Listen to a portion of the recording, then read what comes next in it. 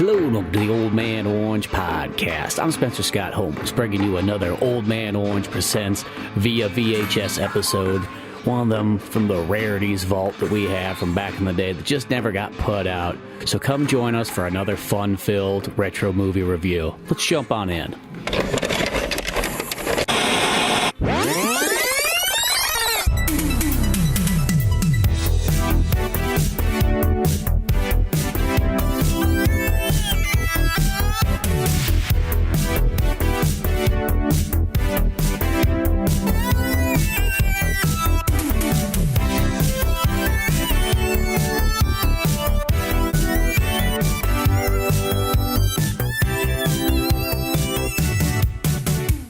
So what's up, everybody? Welcome to another episode of the Via VHS Retro Movie Podcast. I'm Wesley, and I'm joined as always by my co-host Spencer Scott Holmes. And we've just been sitting here relaxing and drinking some Dale Earnhardt inspired Sundrop. I wish I had that over where I'm at. I don't have anything such as fancy. Yeah, well, I had to raise hell and praise Dale tonight because we're doing some stroke or ace.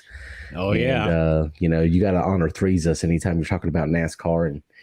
And it's what we're doing right now. Basically, we're getting into a new era of Via VHS and trying to up the ante a little bit and make the show a little bit, more, I guess. And so I was like, hey, for the next, I think we'll probably looks like 8 episodes. Like, let's just do things that we've always wanted to talk about. And we had one movie picked out, which I think we're going to do next week. And we called an audible because that movie, the cut of it that we're watching ends up being 8 years long. Yeah, you got to start it on a Friday to hopefully get it done by a Wednesday. Yeah, especially me. Yeah, because it's just my life is going to be. I did start it though. I was actually watching it, and then that's good. Good. At least you made some progress. I was just afraid. I was like, I got new Ninja Turtles coming out one night. Got this. It's like I don't know if I'm going to be able to get 3 hours. I've seen it before, of course, and I've seen it many a times in the original version, but I wanted to make sure I had it as fresh as possible. So I thought, let's go Stroke Race. It's a nice hour and a half length, like one of those classic lengths of a film. Yeah, it's an easy watch. It's we had already planned on this. Is one of the ones I had picked out to do because I've only seen this once before a long time ago, but anything to do with NASCAR, North Carolina, because of where I grew up, I'm just extremely nostalgic for it. Like, it's just growing. We've said this before when we talked about Days of Thunder, but where I grew up, Lake Norman area of North Carolina, like right above Charlotte, that's where all the race teams are. So it was not a crazy thing for me to walk into a grocery store or Kmart and, hey, there's Rusty Wallace sitting over there buying some toilet paper, and let me go say hey to him. And, it just wasn't a wild thing. So I just grew up around NASCAR, and so and like Days of Thunder was filmed pretty close to where I was, a lot of it. And so, but yeah, I was like, I could do Days of Thunder, which we really do need to talk about again because it is. We did an episode on it. It's a lost file episode from way back in the day. Yeah. But I would love to do that one again because that movie is just so good. I literally think that's a perfect movie. That movie's it's like almost a very kind of underrated movie because it was big for the time, but it's kind of got forgotten in the last 20 years or so. I mean, maybe over on your side, when you're close to the NASCAR area, it's a little bit more well remembered, but I just feel like it's one of those ones I just don't hear people talk about it like they, for the fact of how big it is. I think it got overshadowed by Top Gun. I think Top Gun, because they are the same movie. I mean, it's literally like Top Gun 2, just with NASCAR. It's the same thing. And so I think Top Gun kind of overshadows it a little bit, but it was really, really big here. And there was even a Days of Thunder ride. But Stroke or Ace is the one that I think a lot of the NASCAR drivers are actually more nostalgic for. I hear them talk about it a lot. And this is one, when I met my wife, she was working for Dale Earnhardt Jr. She's working at the race shop. She doesn't give a damn about racing. She hates racing. She is not interested in it at all. But I always kind of was growing up. And so she was working at the race shop. She was just, working in, like the fan area where you buy like t-shirts and stuff. And so, yeah, but his podcast that he does, Dale Jr. Download, is basically like right adjacent to the room where she used to work. Oh, my gosh. Yeah, so that's like that back room over there is where they film it, and he's actually talked about Stroker Ace on, his show before, and had a few people on there and talked about it. I sent you a little thing about that, but I listened to that today. Yeah, they're real nostalgic about that movie. But sorry with you if you want to fire up this rewind review so we can talk about Stroker Ace. Let's fire it up. Let's do it.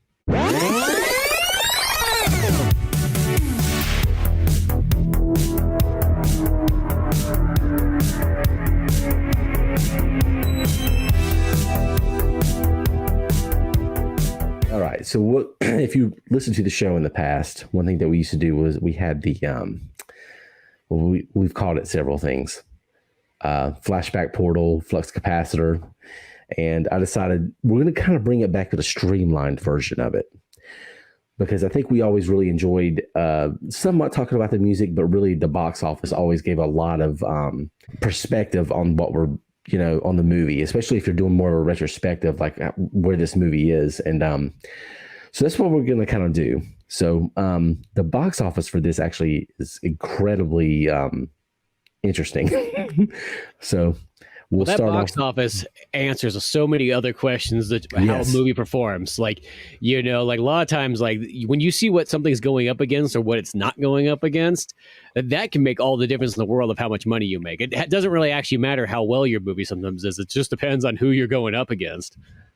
Yeah, this one, we'll get to it in a second, but this was an incredibly interesting box office. But we're going to real quick look at going back to the week of July 1st, 1983, when Stroker Ace was released.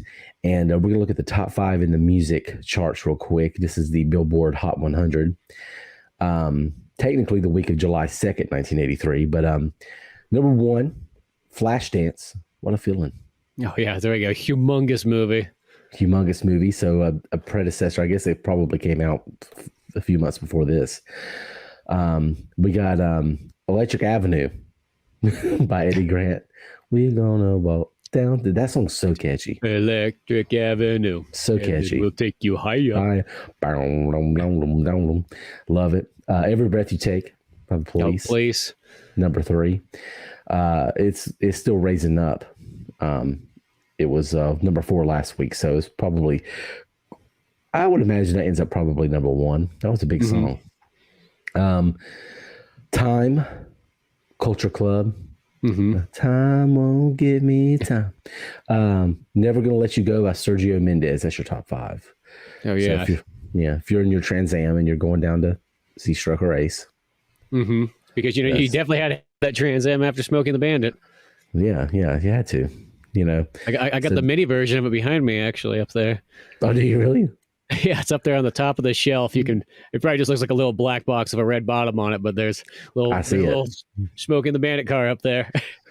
Smokey and the Bandit. Yeah. A lot of really good stuff here. Let's say this is thriller time, so want to be starting something's in the top 10 as well. And a few other really interesting songs. But so let's talk about the box office here.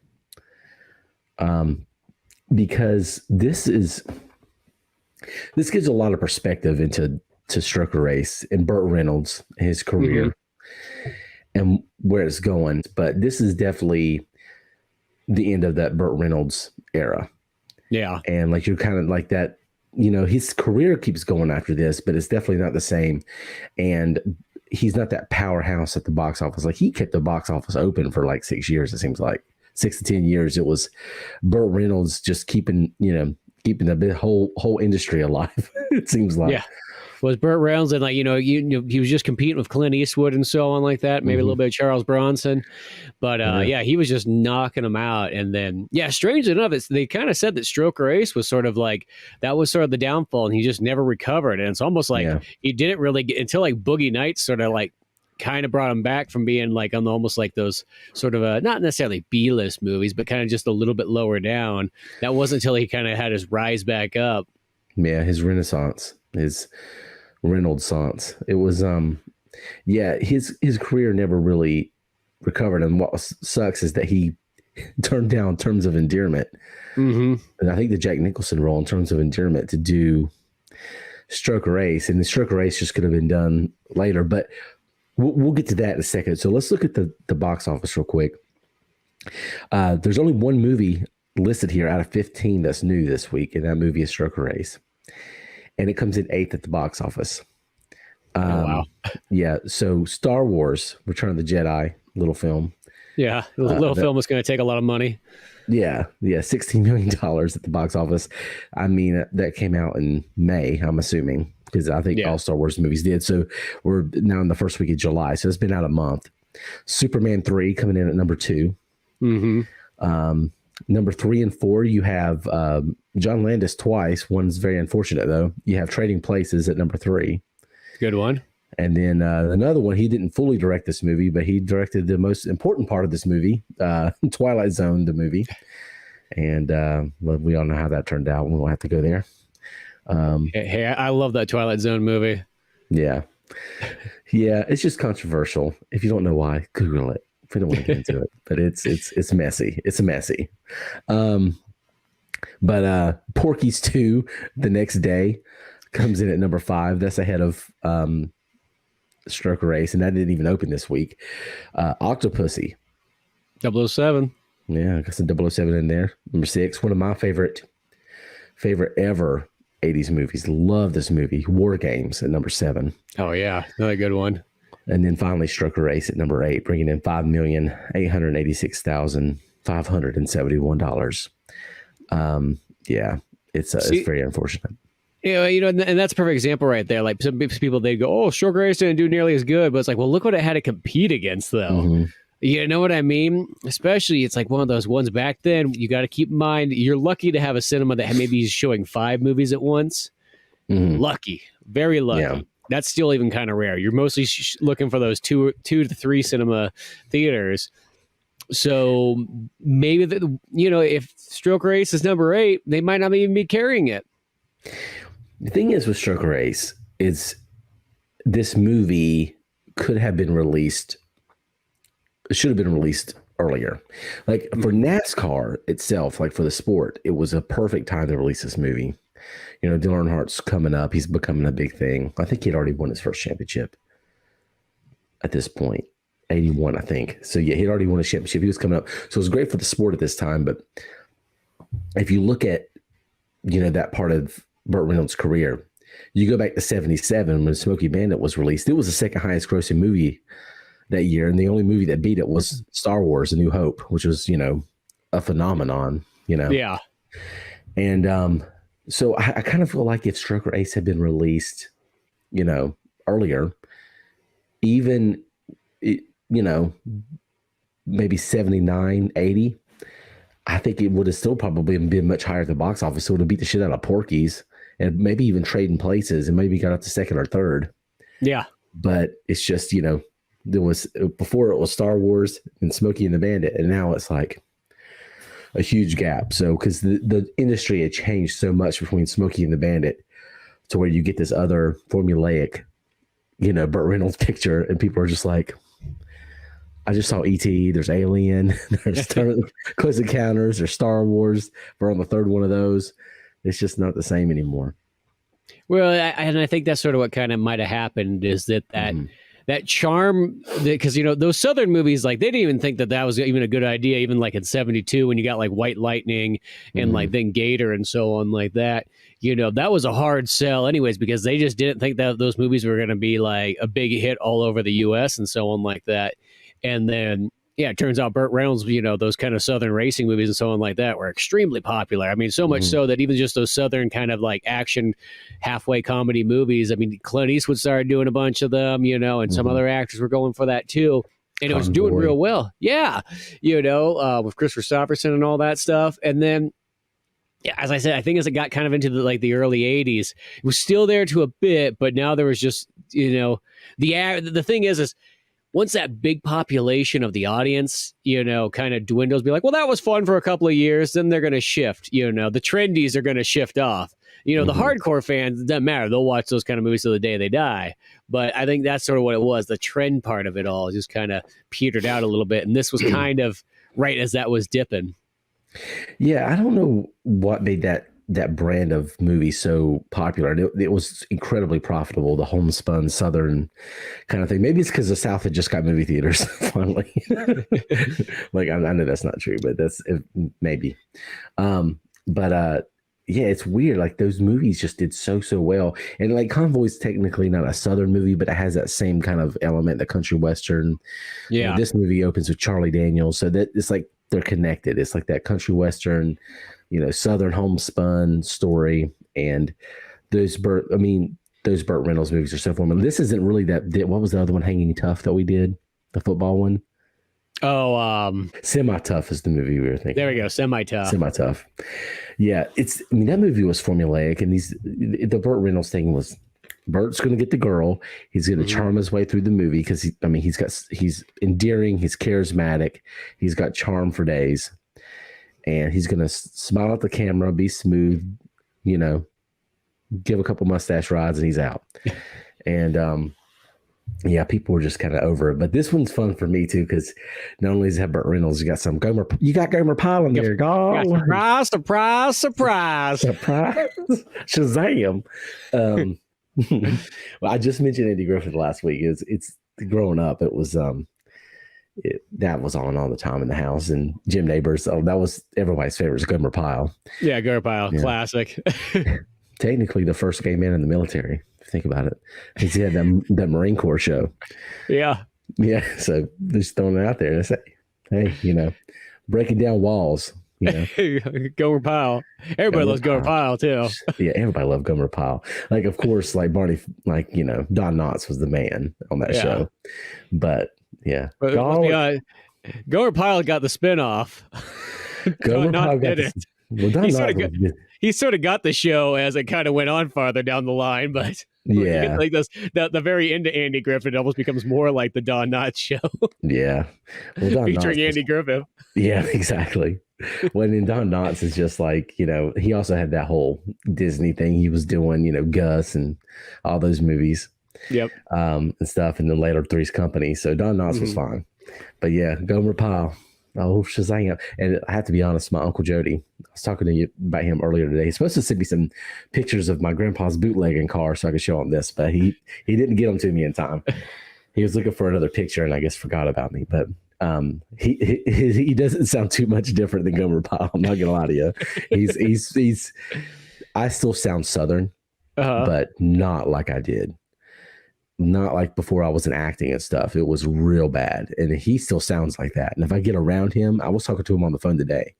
So I know right now I sound more Southern than I did yesterday because I talked to Jody on the phone for like an hour today. And by the time I get off there, I talk like this. I was like, dadgum, shit. So well, I would feel accents are one of those ones. It doesn't take long for me to absorb an accent. If I hang out with somebody who's got a thick accent, like in like 2 days, I'll be talking pretty much like them. I could watch a Martin Scorsese movie and my accent will be completely different the next day. Oh, really? So it's like, hey, start getting that Brooklyn accent just in the background. I don't know how it happened. It just kind of did. The fuck you looking at? So Stroker Ace, July 1st, 1983, directed by Hal Needham. You also have, obviously starring Burt Reynolds. You have Ned Beatty in here as Clyde Torkel, Jim Neighbors as Lugs, Parker Stevenson as Aubrey James. You have Lonnie Anderson as Pembroke Feeney and a few other semi-recognizable people. Bubba Smith's in here, which I love Bubba Smith. And what's really cool is you have some real NASCAR drivers in here. Scrolling through, one of the first pictures I see, good old Dale Earnhardt. Oh yeah, and he's like fourth on the list on there, so it's like you could tell it's just at that time period where like he's up and coming, but he's you think a couple of years from now he would be the top tier one on there all of a sudden. Oh my gosh, I cannot put into words how big Dale Earnhardt was in North Carolina. He is a deity. I mean, we're in the Bible Belt, and Jesus and Dale Earnhardt, it wasn't that. I mean, it's not. It wasn't that far. That stretched out far to California though too. Like that's one of those ones you still see it every day, pretty much. Oh, really? Dale Earnhardt? Mm-hmm. Yeah. Man. Yeah, he was a big, big deal. Just such an American icon, such a legend. And the fact that he shares the screen at one moment in this film with Burt Reynolds and Dale Earnhardt on the screen together in a movie. Yep. I'm sorry. If you don't like that, you don't like America. I mean, that's all I can say about that. Right there. Yeah. you know, and speaking of even other like cameos, they got like one of the most bizarre ones that's in there. So they got Cassandra Peterson in there, Oh yeah. better known as Elvira. Like, and it's just one of those ones when she's in there, it's like one of the weirdest ones because she's just in it for like 20 seconds talking to hitting on Gomer Pyle of all things, where she's got some really bizarre dialogue that somebody's wrote for her. And like that's one of those ones I'm like, I don't remember that from her autobiography. No. Where was that scene at? I need to know what was going on there. The time I tried to flip Jim Neighbors. Yeah, it just wasn't in there. It is odd. It was a very bizarre cameo. I hate to sort of say it, like what I feel like it is it's one of those ones that like in the future, you just look at that and go, that's an odd thing there. Like, why is she in there? But I think probably in like a past thing, I think they were pretty much throwing her under the bus, making fun of her for the way she looks in this movie by making her kind of like, oh, she's an oddball. Gomer Pyle's an oddball. Let's throw them together because that would be funny. Like one of those things where people are laughing at it because she's gothic and not. I know for a fact that there's something kind of like not pleasant about that decision, and she's just probably doing it for $500 or something. Yeah. The whole thing was very bizarre. You're right, and you forget about it immediately. Like she's gone, and then she's just knocked back, and no, it never comes back. Yeah, it's just so forced and weird, but you're right. Because I was literally waiting for it, like at the end of the movie, like she was going to show up, like one of those really goofy kind of like comedy things where all of a sudden Gomer Pyle's got his, new girlfriend and it happens to be Elvira. Like I was thinking it was going to be one of those kind of things, like no questions asked.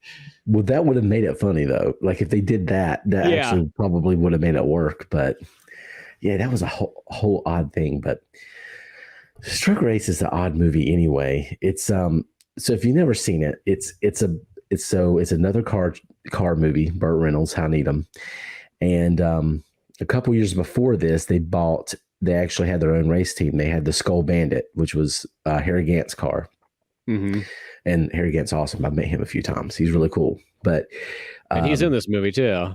Yeah, he's in this movie. They bring his name up a lot. They make sure they say Harry Gant a lot because it was they owned this car. Burt Reynolds and How Needham together owned the Skull Bandit. So it seems only natural that they would eventually kind of wind up making a NASCAR movie. Yeah, they had to. I mean, it was just the next, logical step. Burt Reynolds does football movies because he was a college football player and he owns a NASCAR team. So now you're going to do NASCAR movies and, you up that up. You're going to turn down movies like Terms of Endearment because who needs that bullshit? We need another car movie. And this one's just, it's so formulaic. It's, you got Lonnie Anderson in there, who Burt later marries a few years later after this. Yeah. And I gotta say this, she's a pretty lady. But whatever Trump is doing with his hair, that's the female version of that. Yeah, it definitely, she does have it where it is somehow, some way, goes way too far forward. Yeah, it's just bizarre. Like it's very Tammy Faye Baker, that kind of thing going on. I don't know what's happening there, but it doesn't change. She's very pretty. Yeah. Like she's a knockout, but the hair's weird. Yeah. The hair is kind of an oddball one there. Yeah. So Burt Reynolds is Stroker Race, and you got Jim Neighbors plays Stroker's crew chief / head mechanic or whatever. And then Lonnie Anderson's, the girl that Burt Reynolds has to get. And then Ned Beatty is he is an asshole that nobody likes. And he owns a chicken chain. What was the name of the chicken? It was, I can't remember. It's the fastest chicken in the South's the slogan, but he's just he's competing with the Colonel is pretty much what his thing is. Yeah. I think that was supposed to be like their version of Bojangles, because I saw some Bojangles stuff in this movie.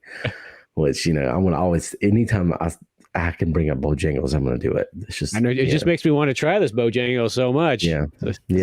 I have to make that mythic journey to the Far East to go have some Bojangles. Yeah, you should. Yeah, you should. You have to come all the way here just for some Bojangles fried chicken. It is really damn good. It slap your mama good. But yeah, so he owns a chicken joint and he's trying to get to the NASCAR game, and everybody's like, we don't want to work with you, and it's because we don't like you. We can't stand you. But Burt Reynolds being himself at the beginning of the movie, you're introduced to him driving in on three wheels to Daytona right before the season starts, like just the skin of his teeth making it in there, and he kind of ruins his day with his sponsor and pisses everybody off. So he needs a new sponsor. He's desperate, and there's Ned Beatty. Yeah, so he signs this big fat contract that's got, pages galore, doesn't read it whatsoever, and ends up, because of this, having to do a bunch of weird promotional ads for that chicken company. Yeah, this movie is a little bit more heavy on the comedy than some of the other ones. Like, it's trying to be more of a comedy than some of these other Burt Reynolds movies. They all have that comedy element. Yeah. Like all these formulaic ones, but this one's even more heavy. Like Semi Tough, when we watched it, it was had all kinds of like weird messages in it that they were trying to, convey. And and also that one was just weird. It was like kind of racist at times, and slightly less rapey than this one. This one we'll get there. This one's rapey with a few characters. Yeah, this was very rapey. This is definitely like I want to start a series where I get like really, really woke Gen Z kids and just, watch some of these movies that we watch and just watch their brain fucking melt. Like what? The people who grew up in all like the padded zone, education cannot handle this stuff. No. Like, is he about to date rape Blondie Anderson? Don't worry, they get married later in real life. He's an honest man. He's Burt Reynolds, goddammit. He was Gator. He's Smokey. Okay, he can do. Well, he's the bandit. Sorry, he's the bandit. Yeah. He can do whatever he wants. He's not Smokey. But we'll get to that part. But I was like, oh my God, can this scene end? Please let this scene end. And it goes on for a while. It is not a short scene whatsoever. I even feel like Burt Reynolds is kind of awkward in that scene. Like, yeah, how you want me to come back a third or fourth time? And it could have ended like, literally on the 1/4 time mark of it. Like they thought they had struck comedy gold, and they did not. And, no. If he would have left right off the bat, it might have been just that light, like, oh, okay, haha, But the way it goes, oh man. Yeah, it was very uncomfortable. But so Burt Reynolds messes up, his relationship with his sponsor. He needs a new sponsor, Ned Beatty, who's just an annoying little pudgy bastard in this, and he does a great job of it. Yep. Kind of swindles Burt Reynolds, promising him the moon to come race for his team. He's got a fast car and he's got all this stuff. But Burt Reynolds gets there and he realizes he's going to be going across the country promoting this chicken, dressed as a chicken. Basically anything that'll make him look like an idiot, Burt Reynolds has to do.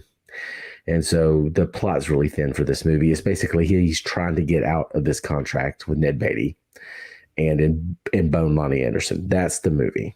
And race cars. Yeah. Three things. It's the simplicity of that. Like, did you watch the trailer of this movie? It actually has kind of a good trailer to it, but it sums up all the stuff in that trailer. It's like, Burt Reynolds, he is the ladies' man, racing cars and trying to get out of the contract. Like, it literally kind of does that, laughs for the whole family. It's funny though, because like the real rapey scene right there, that's where it says he's a ladies' man. Oh my God. Yeah. Gosh. Oh man. So Burt Reynolds, or Stroker Ace, is pissed about this contract. He's got to get out of it, but he's also trying to win a championship. He's got this rival named Aubrey James, which really does nothing wrong in this movie. He's just a young kid that's really good at driving race cars. Yeah. And Burt Reynolds is a little bit jealous of him, honestly. Yeah, maybe it's because he's a threatening, good-looking young lad. Yeah. He's the blonde boy wonder coming to steal his mustachioed thunder. Yeah, he's like the kid that looks like if you need to make a Captain America movie about this time, and I know they have the 78 one, but he almost looks like he's in the running to play Steve Rogers. Yeah, he's got that. He does have that look. He does have that look to him, the all-American boy, sunshine kind of thing going on. So, yeah, so basically half the movie, Burt Reynolds just being a dick to this guy and trying to bone Lonnie Anderson, who Lonnie Anderson plays Pembroke, who is Ned Beatty's character. What is his name? Oh, his name is hilarious. It's like Clyde Turkle. They say it 1 billion times in the movie. Yeah. Clyde Turkle. She is Clyde Turkle's assistant. And, the gimmick for her in this movie is that she's a virgin. Yeah. And, Burt Reynolds just cannot fathom this. He's like, so he makes it his goal to ruin her. Yeah, that's pretty much it. And Ned Beatty's sort of doing the same thing too. Like, if it's one of those ones like, if two guys are going to be kind of rapey, you definitely want the Burt Reynolds, not the Ned Beatty guy, which is even more creepier. Just picture that one long drug out scene of Burt Reynolds, but instead, if it wasn't Burt Reynolds and that was Ned Beatty doing that scene. Oh God. Yeah, like a horror movie. That would have basically felt like the guy in Silence of the Lambs. Yeah. It would have felt like it puts lotion on skin. Yeah, Ned Beatty just in this. I love him as an actor, but he's just he's so annoying in this, which was his goal. Yeah. But oh my God. So yeah, Ned Beatty's kind of got a crush on Lonnie Anderson's character. And Burt Reynolds obviously loves her, but he's going to get the girl. And so it's just him and Jim Neighbors and Lonnie Anderson driving around the country trying to get out of this contract and win races at the same time, get to a couple bar fights. It's nothing like things just happen and they're just going along living their life and things happen. There's no real story to it. It's just, here's the thing that's happening and that's going to happen the entire movie. And we're just going to throw some silly gags and some car chases in there. And, that's what the movie is. Yeah. And this thing is like, I saw some of the stuff and it looked like a lot of people put this movie down kind of hard. Like it was god awful, like the worst thing they ever saw. And it's like, well, I enjoyed it. Like I thought it was fun and so on like that. It's weird. Yeah. There's some goof stuff in there, and it's not the strongest Burt Reynolds movie or something like that. But yeah, I just think some people, I don't know, maybe it's like, if you just don't have any care, I think if you want to hate it, it's definitely going to be an easy one. If you go in there not wanting to like Burt Reynolds, of course, it's going to be perfect for that. You can make all the jokes you want there, but I still thought it was pretty darn solid all in all. And it's just got cool, interesting scenes, cameos. The race stuff's great and so on. It is kind of funny how when they do a car accident, they just cut to some real footage. Yeah, that was funny. There was they had a few actual accidents that they put together in the movie, which they were talking about on that Dale Jr. thing I sent you. Yeah. So there was some, but yeah, there was some other stuff that they just cut to accidents from Daytona. Another thing they did in the movie that was funny to me, somebody who watched NASCAR growing up, I could look at it and tell you what track I'm looking at pretty much instantly. Yeah. And there were times that they were saying they're in Charlotte and they were showing Daytona, and there's times they're in Daytona and they were showing Charlotte. And then half the stuff that was in Charlotte, it's not even in the trivia or the locations on IMDb. But most of the time they were racing at Charlotte towards the end of that ending scene. They said that they were at Charlotte, but they weren't. They were at Rockingham, which is actually down the road from here. Really? It's a track called The Rock. And it's defunct too, but they're bringing that back next year, coincidentally. But they would just cut to different tracks in the middle of the shot, which I think actually Days of Thunder did a couple times too. Probably. I can see that, especially when you're in the editing bay and you kind of have all this, different race footage from over there. You're like, that scene might look right here. Yeah. Yeah, there was a few in there that didn't even come close to looking right. It was just like, oh my God, that's not even close to where you were just 2 seconds ago. It's not even close. Well, it's when they had some of those accident scenes. When the first time I saw it, I was like, maybe that's a stylistic choice that they want to make it look like it's on a TV camera, and so on. And then the next couple times it happened, no, those car numbers aren't even the same cars. It's just they just literally just took race, disaster stock footage and then combined it together. Yeah, I think that one flip that you see in the last race, I think that was I think it was 6 or 7 years old. Yeah. So they were definitely using some old footage for that, which was so bizarre. And it was lazy, but this was, look, we have this thing, we have a formula, we're going to put this out, we're going to make a lot of money. Yeah. It sucks because they didn't make a lot of money like they usually do. But so we'll get to the Lonnie Anderson scene, which is weird. So Burt Reynolds was trying to woo her this whole movie, and trying to, I guess, really take her virginity. And at this, at one point, he brings her into the room, and he is under the guise of a meeting. Like, you don't hear this plot play out anywhere. You just kind of pick it up as you're watching it. And she's like, "Where's the other people at?" And they're like, "Oh, they had to go do this thing." And he makes a joke about Jim Neighbors being dead. And she's like, "Oh, really?" And then she says, "My sister died." And he goes, "Oh, that's a funny joke." She goes, "No, my sister really is dead. She got hit by a bus." So, like, and then I was very unsure because she says that, like, and then like it was like, "Oh, that's serious," and then a couple lines later she goes, "Oh, well, isn't making stories up fun or something like that?" I'm like, was she serious or not serious there? I was like one of those ones, like there was one, it went back and forth like a couple times too many that like it kind of was like, wait a second, what's going on here? Is she really fucking with him? Like, yeah, I couldn't either. It was really funny. And so all these people are gone, and so he's gonna, he takes her on the patio, but she's like, he's like, "I got this champagne." She goes, "I don't drink." He goes, "Oh, this is a special champagne. It's non-alcoholic champagne."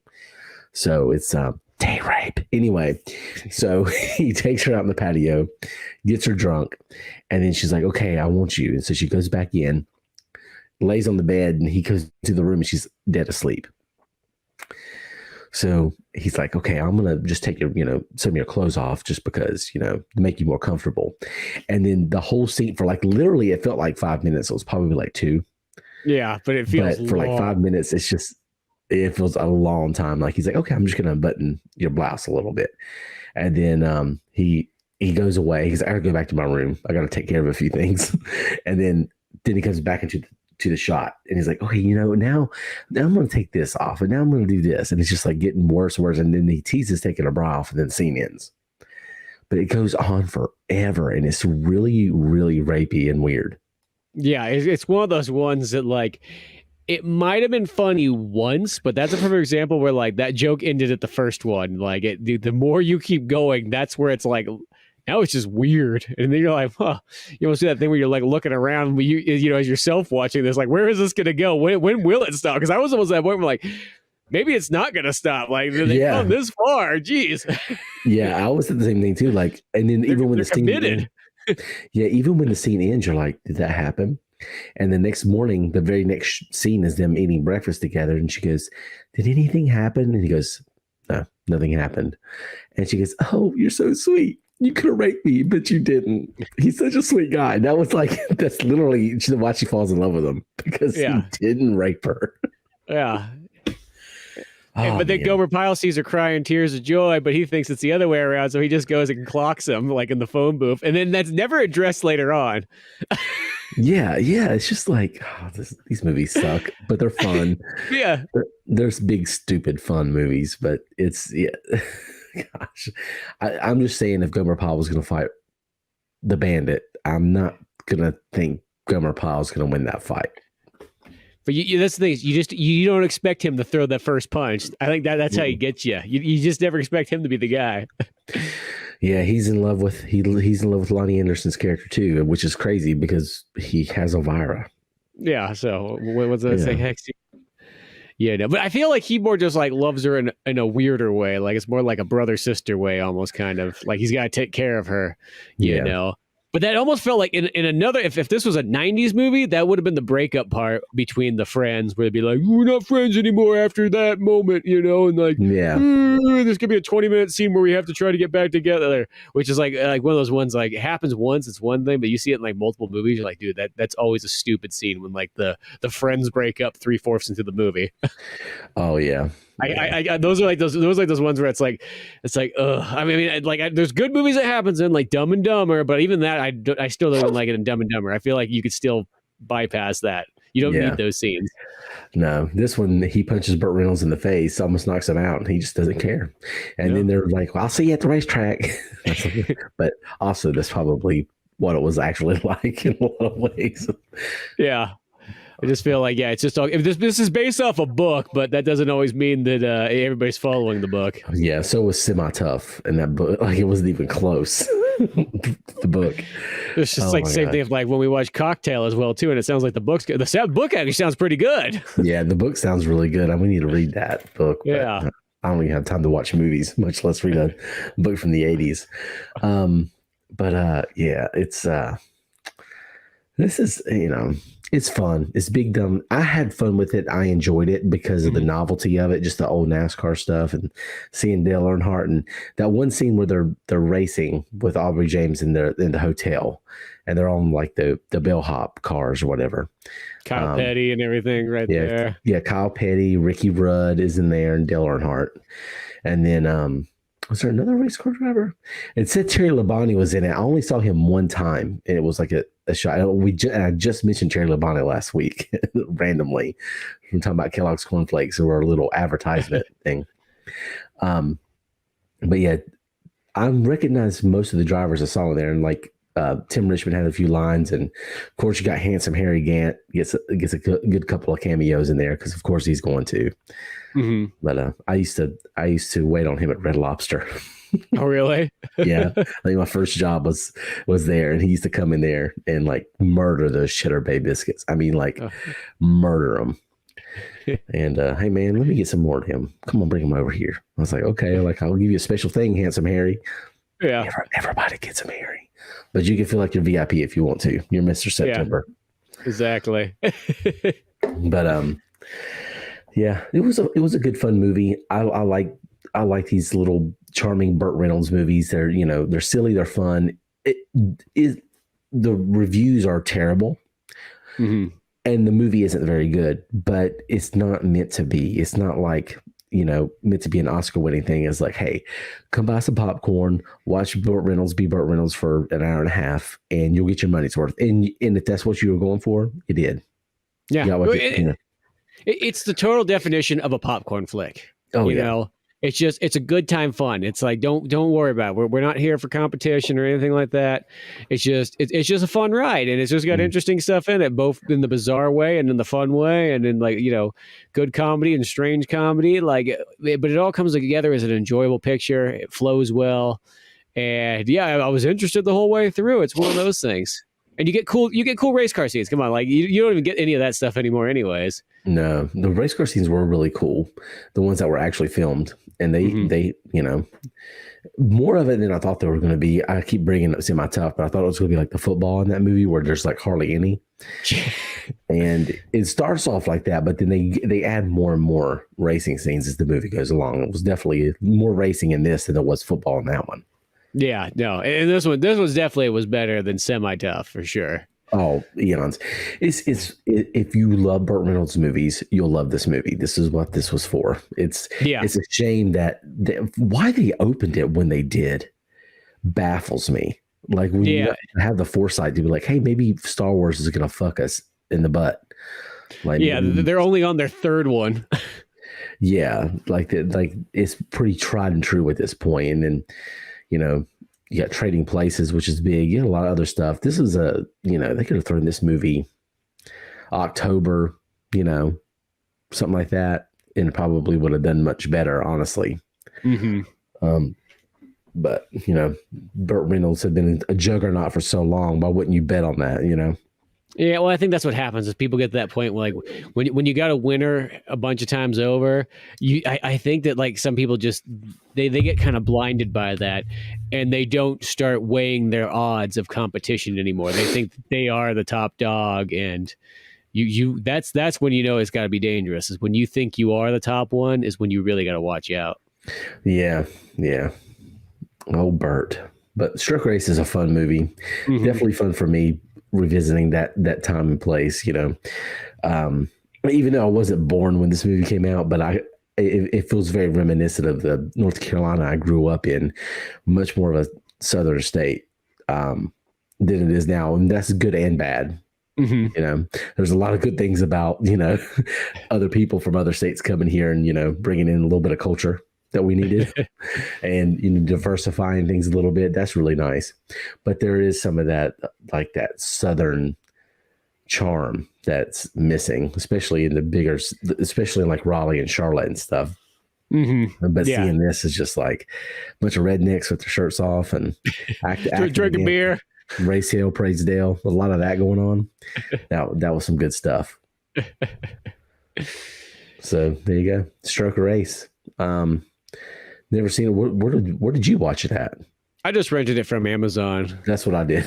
Yeah, I was gonna say I didn't see it anywhere else. I was like, you know what? That's almost the easy way to go. Yeah, surprised I don't own this one in some capacity. But I never have. You don't see this one very often as much. I mean, it's like it's not a hidden movie, but it's not as prevalent as some of other Burt Reynolds stuff, like Smokey or Longest Yard or any of those. So yeah, it's like Deliverance or something like that. Yeah, Deliverance, best little whorehouse in Texas. I have so many. I was thinking of this day, so many Burt Reynolds posters. See, that's so cool. Smokey and the Bandit 2, I have. And what, did you have a Stroker Ace one? I might. I need to look again. I might have Stroker Ace. I think it's got a cool poster. Speaking of which, is it the one he's in a chicken suit, right? Or well, I don't know. The one I was looking at was the one that was on Wikipedia, and it's sort of got him and Lonnie Anderson on it. It's got the checkered flag behind it, a couple cars racing around. Oh yeah, she did have this one. My mom did have. So mom, if you listened before, my mom we used to work in the movie theater, and she passed away a couple years ago, but she gave me all her old movie posters, and a lot of them are Burt Reynolds. Hooper. Yeah, so you got the Hooper one, which I just found that on VHS recently. I saw it at the store. I was like, I'm taking that, because that almost might be my favorite Burt Reynolds movie. I have almost no Burt Reynolds VHS. Yeah, I think honestly the only Burt Reynolds movie I have on VHS is Boogie Nights. I might have Smokey. I don't think that might be the only one I have too. Now that I think about it, I have a lot more of his on DVD. Yeah. I just I don't have a whole lot of that stuff, but I definitely have the posters. I have Smokey and the Bandit 2, Hooper. I think I might have Stroker Ace, but I'm not really sure. I know I have Semi Tough, because that's one of my favorite posters. I was that one. Yeah. Him and Chris Christopherson. And there's a few more. I can't think of them right now, but yeah, old Burt, such an icon. The one thing about him I'll say, and it's kind of like Adam Sandler and certain other actors. You might not like what they do. What they do might be stupid, but they have a type of movie. Like Adam Sandler, it is an Adam Sandler movie. Yeah. Except for the times that he breaks out just a little bit, there's like an Uncut Gems or Punch Drunk Love. Other than those things, like the movies that are his company, Happy Madison, they have a formula. They have their own thing going on. Everything from Click to The Animal and all the stuff that he produced that he wasn't even in. He has a type of movie, and Burt Reynolds has a type of movie, with the exception of a few, outside dramatic performances. Everything was, his way, and it worked for a really, really long time, up until Stroker Ace. Pretty much, it was tried and true. Yeah, exactly. Well, and it's like that's even kind of like because Hal Needham, the director and whatnot, he does so many of Bruce or of why I say that Burt Reynolds. I also said Bruce Reynolds for some reason. Getting late at night. Burt Reynolds movies, because he did The Longest Yard, Smokey the Bandit, Hooper, of course Smokey and the Bandit 2, Cannonball Run, Stroker Ace, and then he's got all kinds of interesting ones in there. Even some of those ones, like he's got that BMX movie. He did that one. Yeah, just some like interesting things. There was another one. There's this one called Megaforce that before we were doing the podcast, I was just sort of flipping through. Yeah. I'm like, that looked really cool. I really wanted to see that. And he also did The Villain with Arnold Schwarzenegger. That's the one too. He's just got some oddball movies in there where like he can have some ones that are like real, like, oh my gosh, knockout ones, and then ones that are kind of like, oh, that's kind of a goofy, weird movie, but cool, why not? Yeah. He passed away in 2013, but his last movie was like 1996. It was a street luge movie, so he liked to come some like extreme stuff. He also, the last one he did was a Burt Reynolds one called Hard Time, made for TNT's movie night. Oh man, oh my gosh, old Burt Reynolds at the end. His career went to shit until Boogie Nights, pretty much. He had that TV show too, Evening Shade. Oh, that's right. Yeah. Yeah. My mom liked that show for a minute. Yeah, it's like it's that weird one that like he kind of he didn't until Boogie Nights. That was almost like that was the equivalent of like John Travolta in Pulp Fiction. It's almost like he had that, and then it was like boom, everybody's like, oh yeah, that guy's an amazing actor. Like almost they kind of forgot about him for a while, and then through the 2000s he was in all kinds of stuff. I mean, like he's in Dukes of Hazzard. You know what I mean? He's literally playing Boss Hogg. And I love how that movie was originally pitched as the dude from Broken Lizard, the Indian. I'm blanking on his name. I had his book and everything, but he talked about when he wanted to make Dukes of Hazzard. He was like talking to like the producers. I think it's Fox that has that movie or whatnot. I could be wrong there, but he's like, all I want for this movie though is as long as Burt Reynolds and Willie Nelson are in the movie, and the producer pauses for a second, gives him kind of a confused look, like, is Bo and Luke Duke? And he's like, well, if that was the case, that would be amazing, but I just want them to be in the movie. I would watch the fuck out of that movie. Oh my God. The Bo and Luke Duke, like, is them older, but they're played by Burt Reynolds and Willie Nelson. Come on. Yeah. Burt Reynolds is like, all right, man, you think we can outrun him? And Willie Nelson's like, do we have to? Basically, pretty much. Oh my gosh, just toking it up. Oh, Willie. Yeah. Oh, my goodness. So yeah, Burt Reynolds, always good, no matter what he's in. Pretty much, yeah. He's always charming. He's got incredible screen presence. Even if it's the movie around him is shit, he has his moments in those movies. Even in Semi Tough, which I hated that movie. Looking back at it, the more I think about that movie, I hate it. But he had his moments in there that he was really, really funny. But yeah, rest in peace, Burt, and Hal Needham, and half the drivers in this movie because they got killed at Daytona. Yeah, like, it's not even a joke. Oh my gosh, sad. Both Neil Bonnet and Dale Earnhardt, and then I think, of course, Tim Richmond died, but that was a different circumstance. You can Google that one. But yeah, wow, yeah, sad. Anyway, thanks for listening. Y'all have a good one. If you want to discuss anything with us on social media, you go to at Via VHS on Twitter, at Via VHS on TikTok, and at Via VHS Pod on Instagram. Of course, you can always find everything that Spencer does at oldmanorange.com, including Pizza Boys Comic and Old Man Orange Podcast and all kinds of cool stuff like that. But any last thoughts before we get out of here? Nah, as I said, it was a good fun for the first time seeing it. I just had a good old time with it. It puts me in the mood as always to watch more Burt Reynolds stuff, which I feel we have another one coming up sooner than later for sure. Yeah, we might have some more Burt Reynolds coming down the pike really, really soon. We'll probably try to stretch it out a little bit, but I know on the list there's another one coming up. We may have mentioned it already. Who knows? Yeah.